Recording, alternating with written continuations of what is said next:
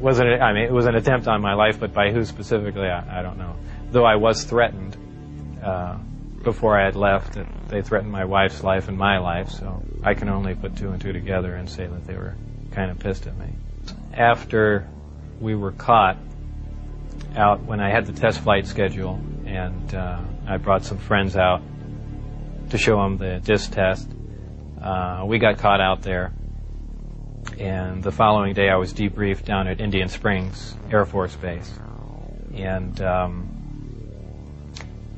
I was in the room with the security guards that caught us, my supervisor and some other people, and some of the security personnel. They were essentially grilling me about security and, how could I possibly bring people out there. And I guess I wasn't as responsive as they would like, and they got in my face, and one of them pulled a sidearm out and, just pushed it.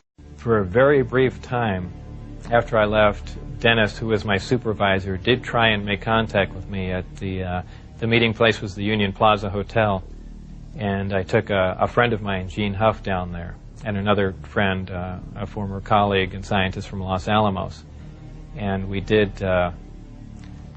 we saw him, but I also did recognize some security personnel walking around there from S4, whether or not it was a setup or what was going on or he was trying to talk to me. We never found out, and we left. It just was a real strange situation. I never heard from him since. Well, if you want to word the question, how are my opinions changed? I would say considerably. Before I was at S4, I was more or less one of the guys that thought, all these government conspiracy and UFO buffs and things like that were complete lunatics. I even remember before I was involved there, a friend showed me a little newspaper clipping and said John Lear was giving a lecture who was touting that aliens from another world came to Earth and there's 70 different species. And I remember laughing on the phone that this guy had lost his mind. And I was also under the impression that, the government's all for the people and they, they're out here to protect us and all that. After the experiences I had there, everything is completely turned around. The government is doing everything but looking out for us. I mean, the only thing they're looking out is for themselves. Obviously, the ET craft do exist. Something had to build them, so there must be aliens. And since there are, and the craft are there must be some sort of factory and an entire civilization somewhere. And if in fact that is true, and it apparently is, then there must be others. Actual crafts and technology from another world. And that's probably the most important event in history. It kind of moved from science fiction into reality in my mind, and it really just, I guess, opened my eyes. The big thing is whether or not we can duplicate them. If we can understand what a device is or how something operates or what its physical makeup is, that's great. But if we can't duplicate it, it's useless to us. So there's really two phases to the project going on there. It's understanding what we're looking at, and then once we understand it, is can we duplicate it with earthly materials and earthly technology. And unless we've got a handle on both of them, all that technology is useless to us. And if it turns out we can't do that, all we have is one single prized possession that we have to take care of, and that's it. After all, I would probably have played along for a longer time. I would like to have known a little bit more about the technology, and probably kept quiet if I could have, and possibly never have said anything. I almost wish I had done that.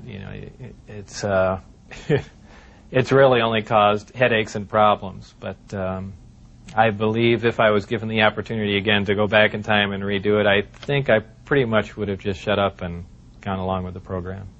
I would have much preferred that instead of the Navy or whoever it was that hand-picked a few renegade scientists here and there, that they turn it over to some more qualified people. Obviously, I was not the most qualified person on propulsion or field propulsion or anything of that sort. I was just some guy. I mean, I could have named 10 or 12 other guys that were more qualified than me. But,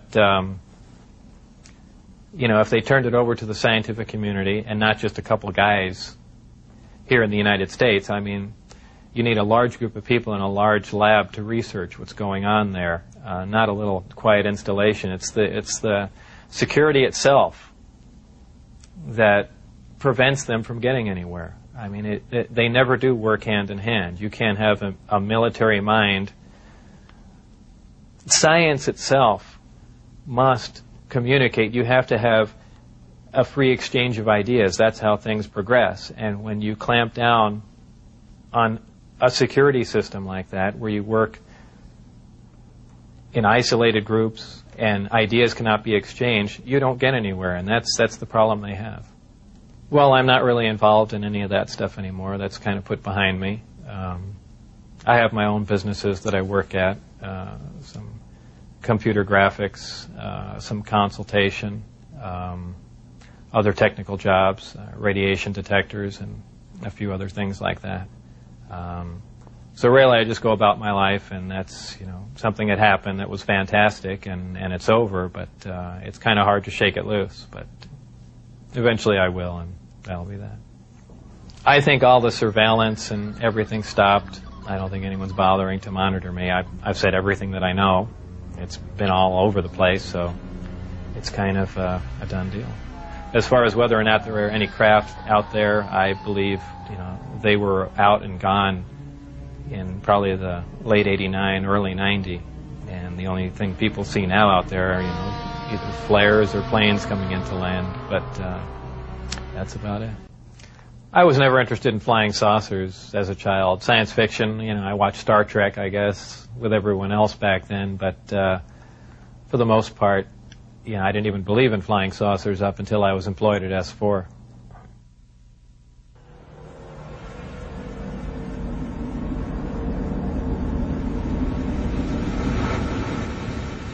I couldn't help at one point in my discussions privately with General Secretary Gorbachev, when you stop to think that we're all God's children, wherever we may live in the world, I couldn't help but say to him, just think how easy his task and mine might be in these meetings that we held if suddenly there was a threat to this world from some other species, from another planet, outside in the universe. We'd forget all the little local differences that we have between our countries, and we would find out once and for all that we really are all human beings here on this earth together.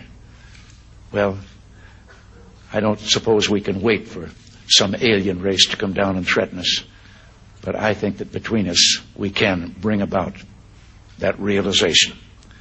Thank you all. God bless you all.